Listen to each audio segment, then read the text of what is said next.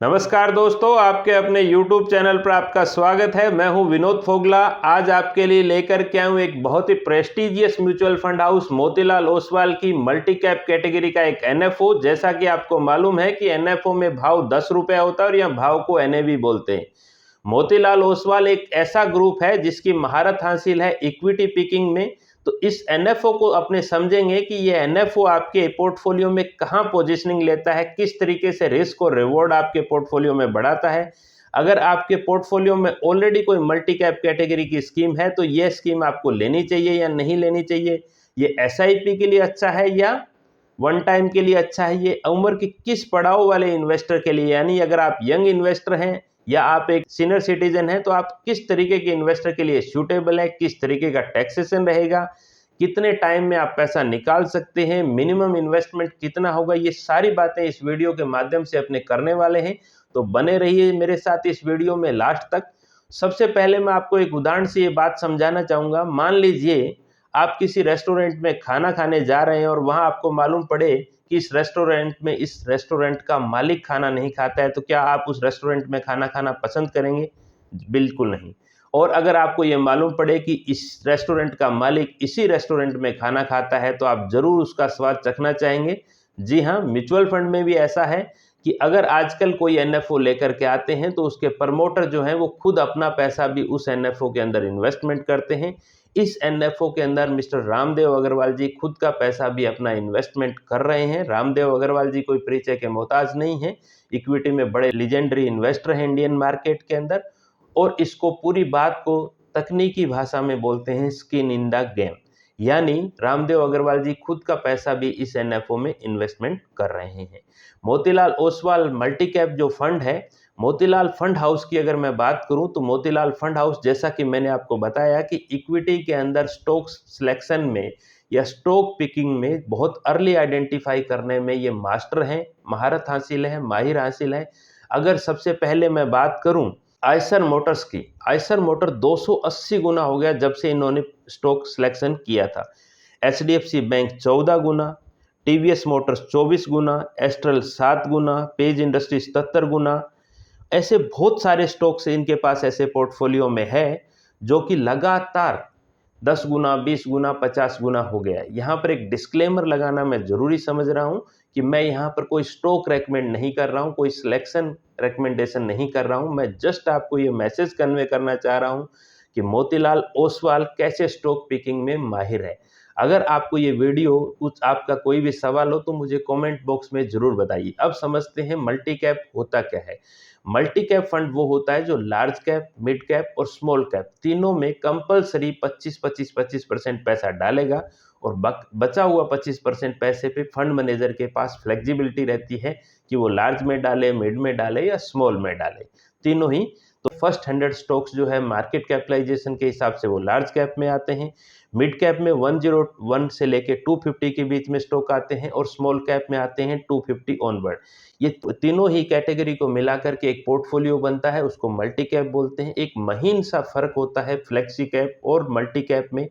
Flexi cap में भी large, mid और स्मॉल तीनों आते हैं, लेकिन वहां पर फंड मैनेजर के पास फ्लेक्सिबिलिटी रहती है कि वो लार्ज में ज़्यादा रखे, मिड में कम रखे या स्मॉल में। लेकिन मल्टी कैप में बाय कंपल्सन 25% पैसा तो रखना ही होता है। अब इसकी मैं बात करता हूँ रिस्क और रिवॉर्ड पोजिशनिंग की। कि किसी भी इन्वेस्टर को कोई भी स्कीम सिलेक्शन करने से पहले, अपने पोर्टफोलियो में लेने से पहले हमेशा ओवरऑल पोर्टफोलियो का रिस्क और रिवॉर्ड देखना चाहिए। और रिस्क और रिवॉर्ड का मतलब है कि आपके पोर्टफोलियो में ये कहाँ पोजीशनिंग करता है। तो अगर आप देख पा रहे हैं स्क्रीन पे तो सबसे पहले लार्ज कैप है, फिर फ्लेक्सी कैप है, फिर लार्ज एंड मिड कैप है, फिर आता है मल्टी कैप। जैसे जैसे ऊपर की तरफ राइट साइड में बढ़ते जा रहे हैं, रिस्क और रिवॉर्ड दोनों बढ़ता जा रहा है। रिस्क का मतलब है कि वोलेटिलिटी, उतार चढ़ाव का रिस्क। उसके बाद केवल मिड कैप, स्मॉल कैप और थीमेटिक फंड आते हैं। अब बात करते हैं कि ऐसे फंड की क्यों ज़रूरत पड़ रही है मल्टी कैप की, लार्ज, मिड और स्मॉल कैप की ज़रूरत क्यों पड़ रही है। ऐसा इसलिए ज़रूरत महसूस हो रही है क्योंकि लार्ज कैप में कुछ ऐसे स्टॉक हैं जो कि मिड कैप में नहीं होते और स्मॉल कैप में वो कंपनियां ही नहीं है। सेम वाइस वर्सा भी ऐसा ही है कि स्मॉल कैप के अंदर कुछ कंपनियां ऐसी है जो मिड और स्मॉल कैप में है ही नहीं। उदाहरण के तौर पर देखिए, नॉन फेरस मेटल जो है वो लार्ज कैप में ही है। इंफ्रास्ट्रक्चर डेवलपर और ऑपरेटर जो कंपनीज हैं वो केवल लार्ज कैप में है, मिड कैप और स्मॉल कैप में अवेलेबल नहीं है। टेलीकॉम कंपनीज, एरोस्पेस और डिफेंस कंपनीज केवल लार्ज कैप में है। रियल एस्टेट की कंपनीज बोलें या टायर्स की कंपनी, कैपिटल गुड, केबल्स या फर्टिलाइजर, वो केवल मिड कैप में है, ना स्मॉल कैप में है ना लार्ज कैप में है। तो अगर अपने मिड कैप लेते हैं तो लार्ज कैप वाली जो टॉप परफॉर्मिंग कंपनी है या स्मॉल कैप वाली जो दूसरी कंपनीज है, जैसे स्मॉल कैप में बात करें तो shipping companies, stock commodity broker companies, sugar company, trading companies, ये सारी की सारी चीज़ें जो है वो छूट जाती है। तो इसलिए ज़रूरी होता है कि लार्ज, मिड और स्मॉल तीनों का एक्सपोजर अगर एक स्कीम में आ जाए तो उससे बेहतर और क्या हो सकता है। अगर इसी बात को मैं डेटा से सपोर्ट करूं तो पिछले कुछ 14 साल का ट्रैक रिकॉर्ड अगर आप देखेंगे तो 4 बार लार्ज कैप ने परफॉर्म किया है, 4 बार मिड कैप ने परफॉर्म किया है और 6 बार स्मॉल कैप ने परफॉर्म किया है। क्योंकि हर तेजी मंदी के जो स्टॉक्स होते हैं, विनर होते हैं, वो अलग-अलग होते हैं। कभी लार्ज कैप परफॉर्म करता है, कभी मिड कैप परफॉर्म करता है और कभी स्मॉल कैप परफॉर्म करता है। तो जब मल्टी कैप लेते हैं तो सारे विनर एक ही पोर्टफोलियो में आने की प्रोबेबिलिटी हो जाती है।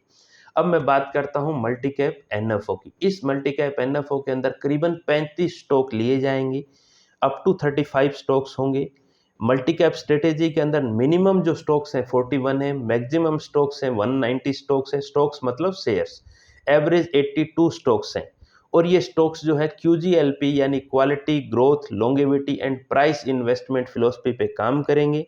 इसके अंदर अगर आप देखेंगे तो ये फंड मैनेजर जो हैं इसके मिस्टर निकेत शाह हैं, जो कि उनका बहुत ज़बरदस्त ट्रैक रिकॉर्ड है। उनका फ्लेक्सी कैप और मिड कैप ऑलरेडी मैनेज कर रहे हैं और दोनों ही फंड के शानदार परफॉर्मेंस है। मिस्टर अजय खंडेलवाल हैं जो कि स्मॉल कैप फंड का ट्रैक रिकॉर्ड है। ऐसे फंड मैनेजर हैं जो कि कंटिन्यू अपने को एक ट्रैक रिकॉर्ड वाला परफॉर्मेंस दे रहे हैं। जैसा कि मैंने आपको पहले ही बताया कि यह एनएफओ 28 मई 2024 से लेकर 10 जून 2024 तक सब्सक्रिप्शन के लिए ओपन है। और मैंने इस वीडियो की शुरुआत में बताया कि ये mister Ramdev Agarwal promoted company है। तो मिस्टर रामदेव अग्रवाल जो हैं और मिस्टर प्रतीक अग्रवाल जो इस कंपनी के बहुत लंबे टाइम से मेंटोर हैं, उन दोनों के बीच में एक बहुत ही अच्छा अंडरस्टैंडिंग और बहुत अच्छा लंबा एक ट्रैक रिकॉर्ड है। मिनिमम इन्वेस्टमेंट की बात करूं तो 500 रुपीज़ का मिनिमम इन्वेस्टमेंट है। एग्जिट लोड जो है वो 15 दिन से पहले अगर आप निकालते हो तो 1% का एग्जिट लोड है। अब आपको एक इंटरेस्टिंग बात और बताता हूं इस एनएफओ में। आप कोई भी एनएफओ की प्रेजेंटेशन उठा करके देख लीजिए, आपको हमेशा ऐसे लगेगा कि इस एनएफओ में ज़बरदस्त पैसा बनने वाला है। तो यह एनएफओ आपके पोर्टफोलियो में पैसा बनाने वाला है या नहीं बनाने वाला, आपके पोर्टफोलियो में स्कीम को लेना चाहिए नहीं लेना चाहिए, ये बहुत सारी चीज़ों पे डिपेंड करता है। तो उसका एक छोटा सा वीडियो मैंने अलग से बना रखा है, उसका लिंक मैं डिस्क्रिप्शन में डाल रहा हूँ, वो आप वहाँ पर देख सकते हैं। लास्ट बट नोट, रिस्कोमीटर के हिसाब से वेरी हाई रिस्क कैटेगरी के अंदर है। इसका मतलब है कि आपके प्रिंसिपल में उतार चढ़ाव होंगे। उम्मीद करता हूं आपके समय के साथ मैंने जस्टिफिकेशन किया। अभी तक अगर आपने मेरे YouTube चैनल को सब्सक्राइब नहीं किया तो सब्सक्राइब कर लें इसी तरीके के इंटरेस्टिंग वीडियो के लिए। तब तक के लिए नमस्कार।